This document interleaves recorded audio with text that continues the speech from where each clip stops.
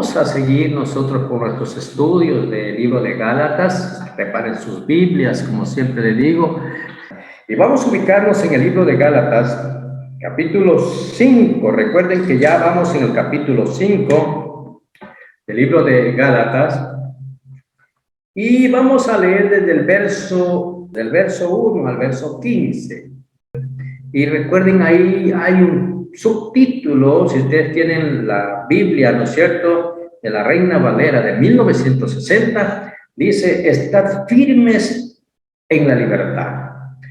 Así que vamos a leer la palabra en el nombre del Padre, del Hijo y la unción de su Santo Espíritu. Dice Pablo, dice aquí, estad pues firmes en la libertad con que Cristo nos hizo libres, y no estéis otra vez sujetos al yugo de esclavitud. He aquí, yo Pablo os digo que si os circuncidáis, de nada os aprovechará Cristo. Y otra vez testifico a todo hombre que se circuncida, que está obligado a guardar toda la ley.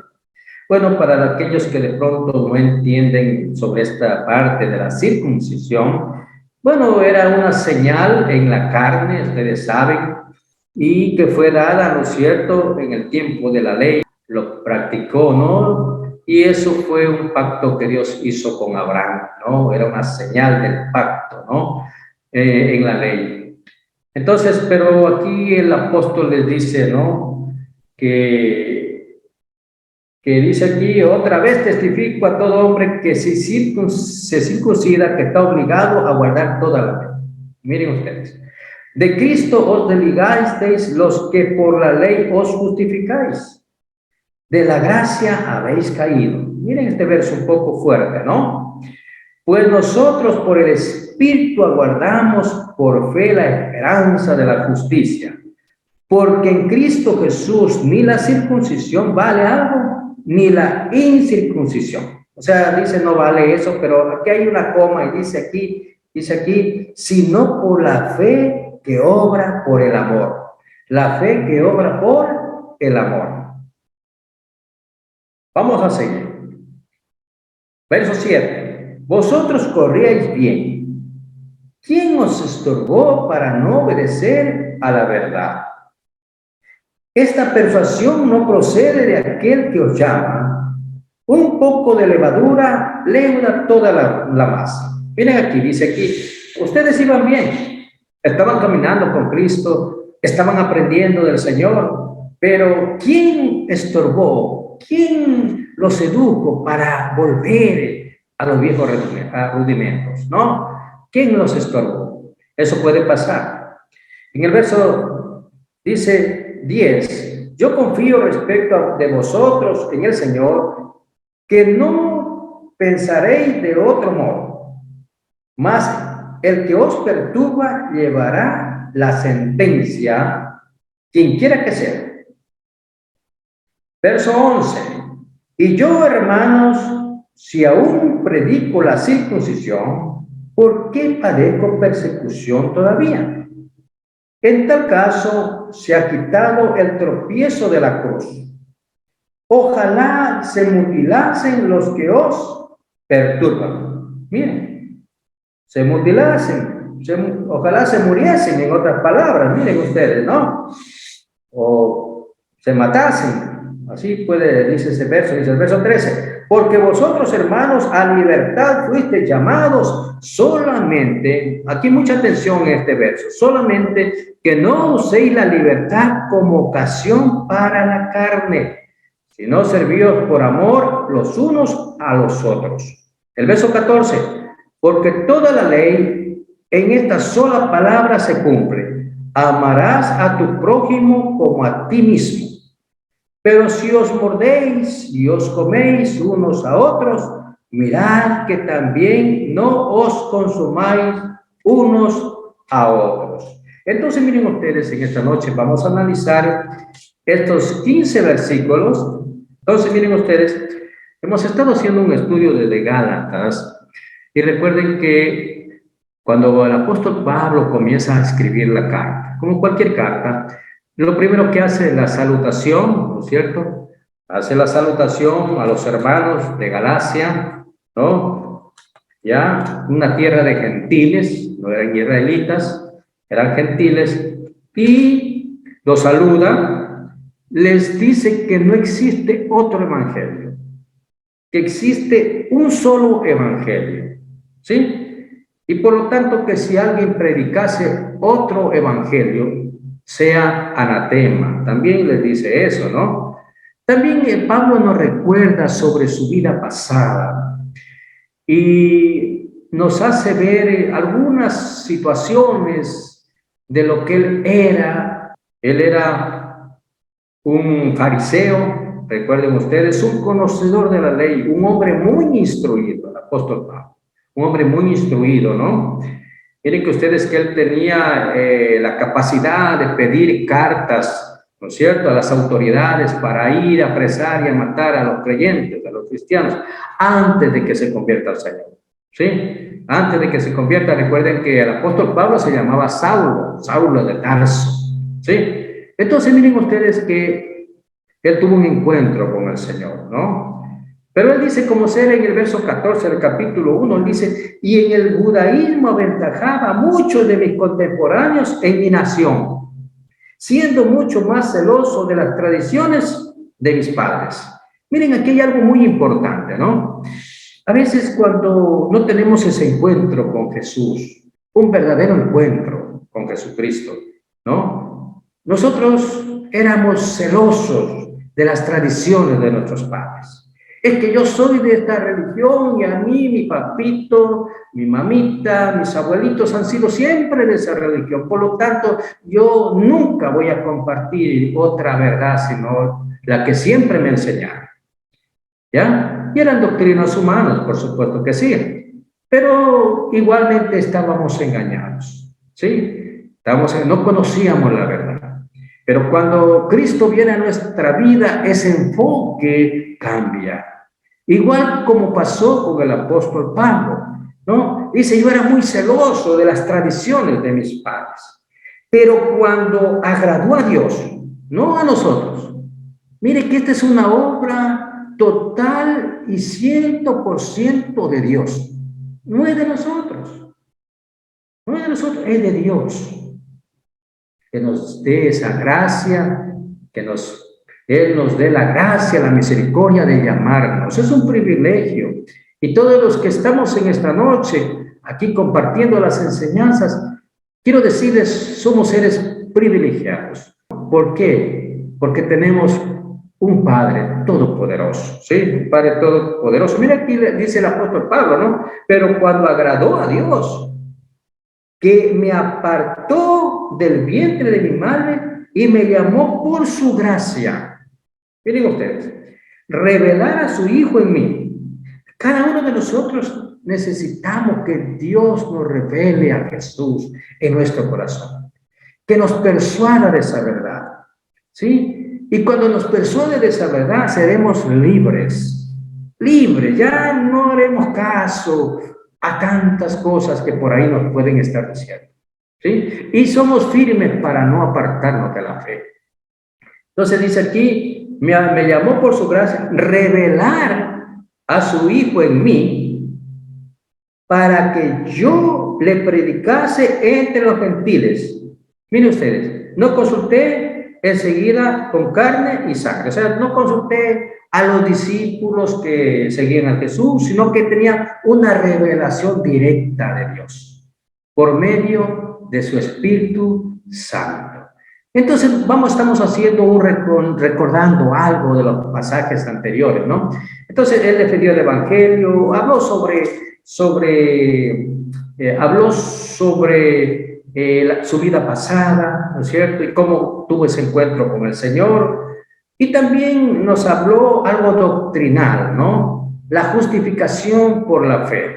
La justificación por la fe. Él nos habló algo doctrinal. Recuerden que antes de nosotros practicar, ya sea lo que a Dios le agrada, tenemos que alimentarnos, ¿no es cierto?, de la doctrina, de la verdad de Dios, para saber cómo debemos andar con el Señor. Muchos no saben andar con el Señor porque no conocen la verdad de Dios, no conocen la doctrina. de Jesucristo. Entonces no pueden caminar como Él quiere que caminemos. Entonces es necesario conocer la verdad de Dios. Es necesario. Entonces aquí el apóstol Pablo nos dice estar firmes, firmes en la libertad con que Cristo nos hizo libres, estar firmes. No podemos regresar atrás. Si ya conocemos la verdad, entonces, ¿para qué regresar a los rudimentos antiguos? La verdadera libertad viene a un gran costo, mi querido hermano. ¿Por qué? Porque Jesús dio su vida perfecta para librarnos. Miren ustedes, librarnos. Recuerden que Dios antiguamente exigía sacrificios de animales, ¿no es cierto? Pero tenían características de ese animal de sacrificio como algo perfecto. No podía ser un animal de pronto enfermo, ¿no? No podía ser. Tenía que ser un sacrificio de un animal perfecto. Entonces, miren ustedes, Jesús fue el Cordero de Dios perfecto, ¿ya? El perfecto para no más sacrificios. Jesucristo fue el último sacrificio, ¿sí? El Cordero de Dios. Recuerden lo que dijo Juan el Bautista. He ahí el Cordero de Dios que quita el pecado del mundo. Entonces, Él fue nuestro sacrificio. No necesitamos trabajar para ganar el cielo. Este es un don gratuito. Imagínense ustedes, si nosotros tuviéramos que pagar la salvación.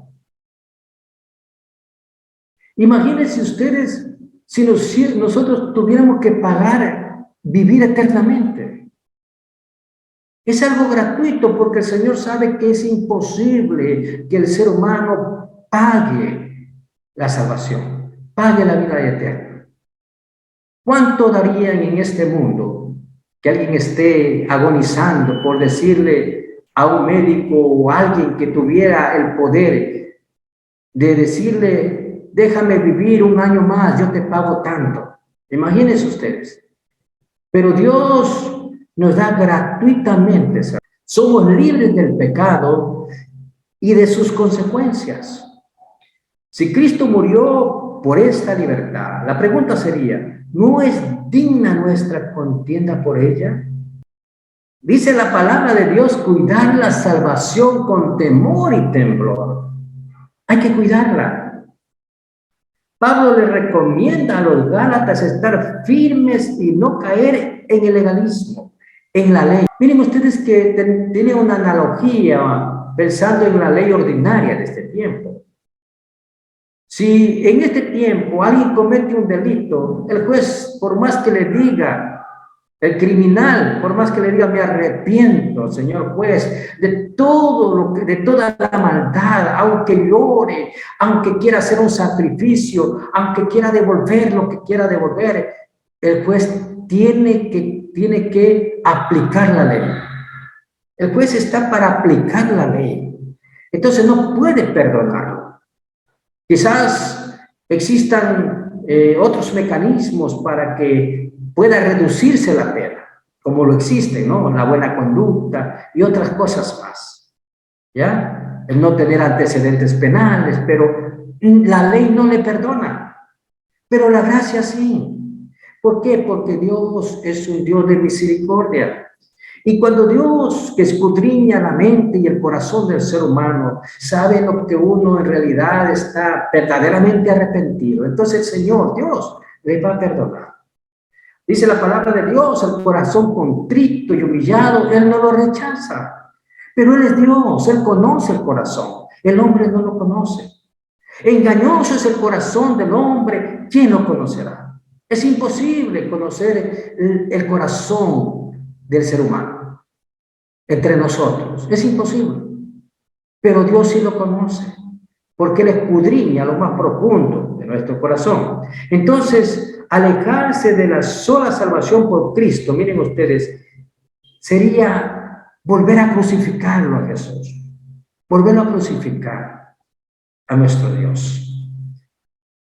Entonces Pablo les da una advertencia seria. Si ellos se regresan a la ley, ellos podrían ser cortados de Cristo. Si ellos se regresan, porque recuerden que la palabra nos dice, de la gracia habéis caído. En el verso 4 dice, de Cristo os desligasteis los que por la ley os justificáis. De Cristo se separan. Esta enseñanza, ¿no?, es seria, por cuanto el apóstol Pablo se esfuerza para que los hermanos no caigan de la gracia, no caigan. Entonces, si los gálatas permitían que ellos mismos fueran circuncidados, ellos podrían estar diciendo que la muerte de Cristo no era suficiente.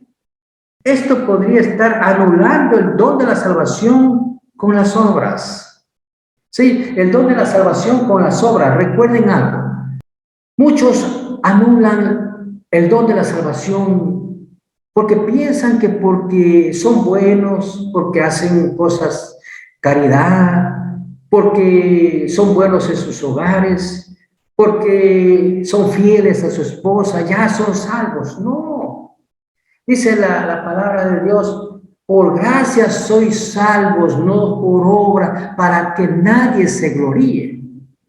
O sea, por la fe en Jesucristo somos salvos. O si no, no fuera justificable la muerte de Cristo. Si hubiese sido que Dios nos fuera a salvar por lo bueno que somos, entonces ya no necesitaba morir Cristo. Porque el Señor nos iba a justificar por lo buenos que somos. Pero no es así. No es por lo bueno que somos.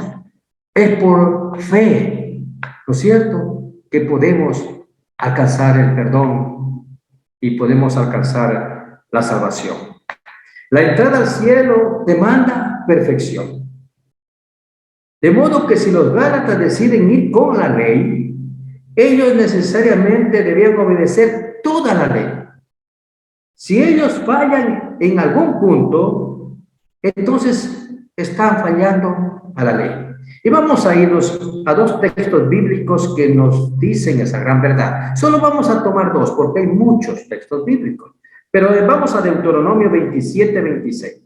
Deuteronomio 27:26 dice, maldito el que no confirmare las palabras de esta ley para hacerlas.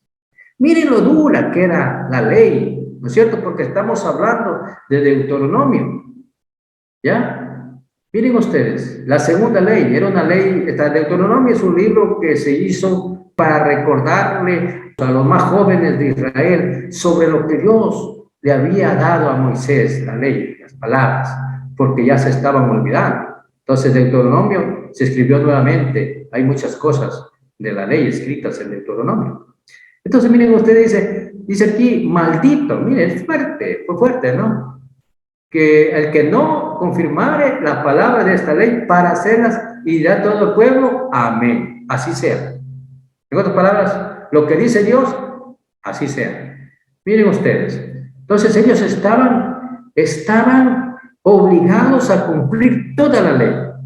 Por eso, cuando nosotros leemos, sabemos que casi nadie pudo cumplir toda la ley. Pero el único que dice la palabra que cumplió la ley fue Jesucristo, un varón perfecto. Vamos a Santiago 2:10, Santiago 2:10. Cualquiera que guardare toda la ley, porque cualquiera que guardare toda la ley, pero ofendiere en un punto, se hace culpable de todo. Imagínense ustedes. La pregunta que se les hace a ellos, a los gálatas, es, ¿ustedes están justificados por la fe o por la ley? Esa es la pregunta que el apóstol Pablo les hacía a los gálatas. Entiendan bien, ¿están justificados ustedes por la ley o por la fe? ¿Por qué están justificados? Por supuesto que la respuesta correcta sería por la fe. Pero bueno, aquí querían mezclar la fe, ¿no es cierto?, con la ley. Y ese era el problema. Ese es el problema. Entonces, a fin de que quede bien en claro que esos dos caminos no pueden juntarse. O eres salvo por la gracia, por la fe, o por la ley. Por conocer la ley, no vas a ser salvo. Somos declarados justos a los ojos de Dios por medio del sacrificio de Jesús. Esto sucede por una obra del Espíritu Santo. La justicia que una persona podría esperar ahora y después solo vendrá a través de Jesús y de confiar en el Espíritu Santo provisto por Él. Recuerden lo que Jesús dijo: no los voy a dejar solos, mas enviaré un ayudador, un consolador, el que esté siempre con ustedes. Y cuando los discípulos se quedaron solos, también les advirtió y le dijo: no salgan de Jerusalén hasta que no se hayan investido del poder de lo alto, del Espíritu Santo. Entonces, miren ustedes, si una persona no llega a obtener la gracia de Dios y no está investido del poder de Dios, que es el Espíritu Santo, es imposible obedecerle.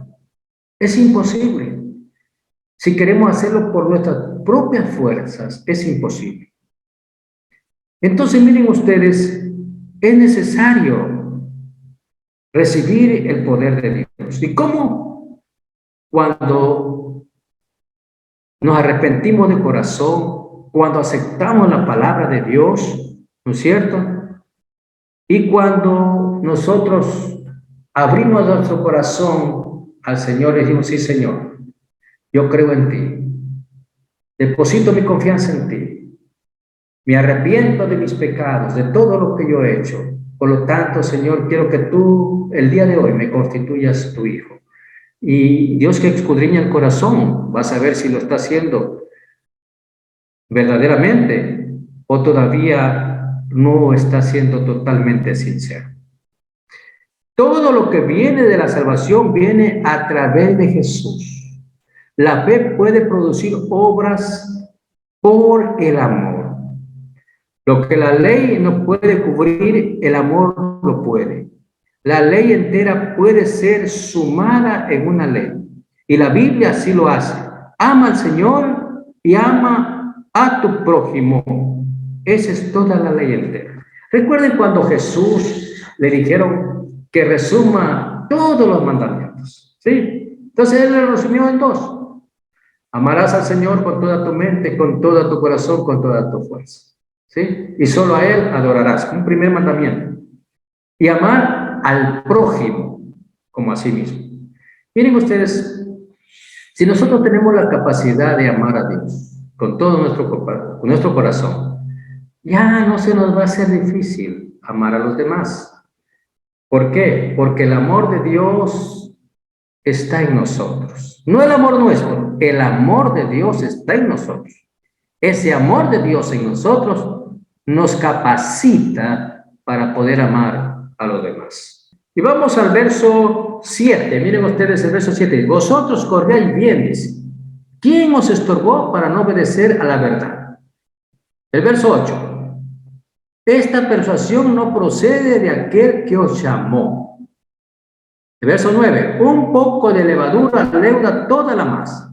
Yo confío, miren ustedes lo que dice el apóstol, yo confío respecto de vosotros en el Señor, que no pensaréis de otro modo, más el que os perturba llevará la sentencia, quien quiera que sea. Y yo, hermanos, si aún predico ¿por qué padezco persecución todavía? En tal caso se ha quitado el tropiezo de la cruz. Ojalá se mutilasen los que os perturban. Vamos a analizar estos versos. Entonces, miren lo que hemos leído, los versos del 7, 12, dice, Pablo le dice a los Gálatas que ellos habían corrido bien en la vida de la fe, por supuesto. Ellos estaban obedeciendo la verdad. Sin embargo, los falsos maestros vinieron y los convencieron de llevar una carga extra, es decir, la ley. Pablo claramente declara que esto no es de Dios, ya que la salvación es solamente a través de la fe. Pablo está siendo muy reiterativo en cuanto a esta parte doctrinal, para que quede bien claro.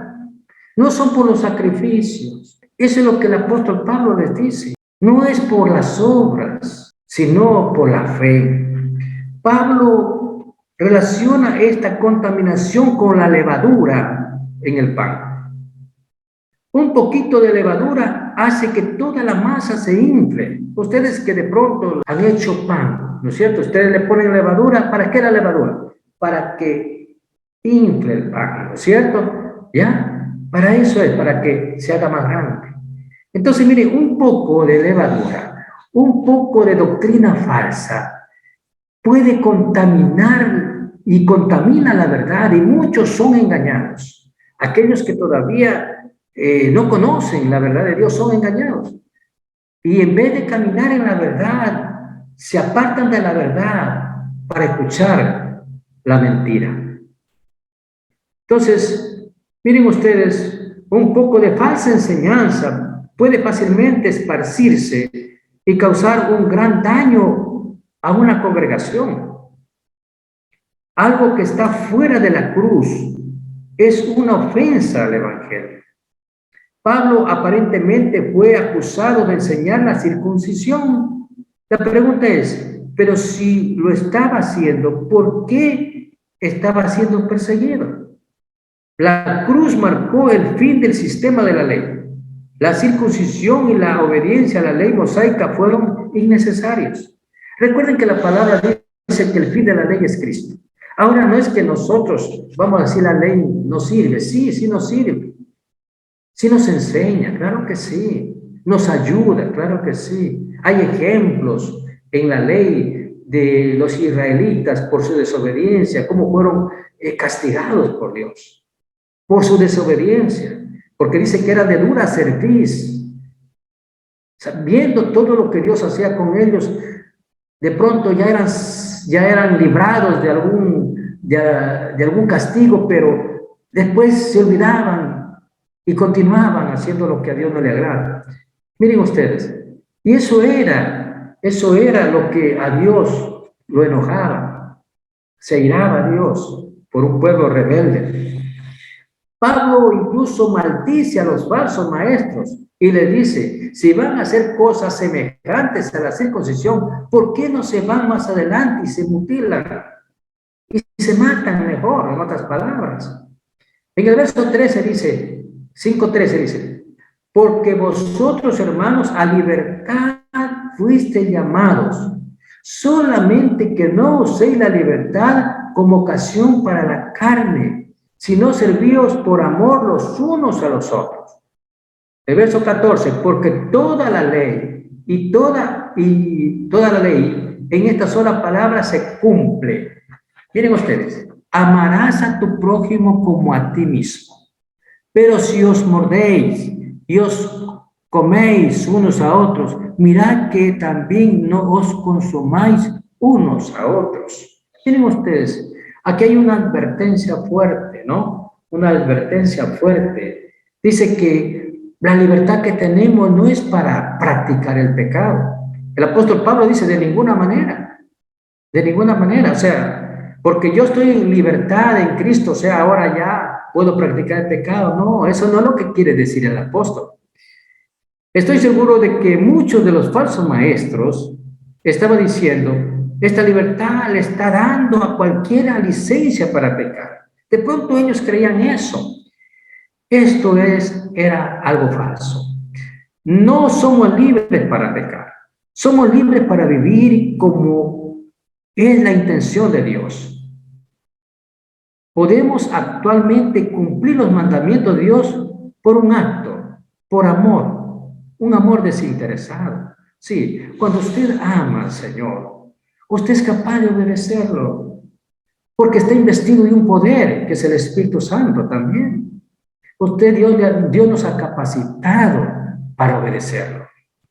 Miren ustedes, cuando uno ama, trata de hacerlo mejor por las personas que está amando. Vamos al libro de Mateo 22, 36 al 40. Vamos a leer. Los discípulos le dicen maestro. Le hacen una pregunta. ¿Cuál es el gran mandamiento en la ley?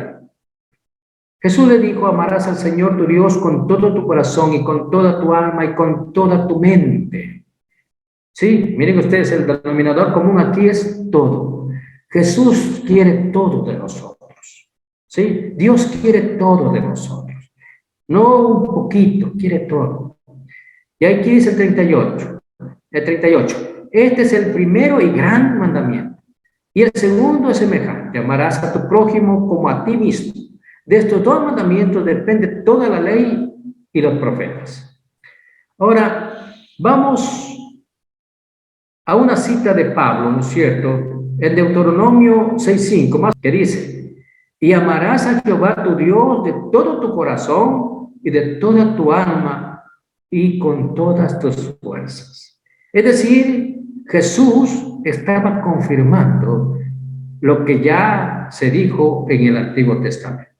Entonces, los cristianos no necesitan obedecer por deber, por obligación, por temor a Dios.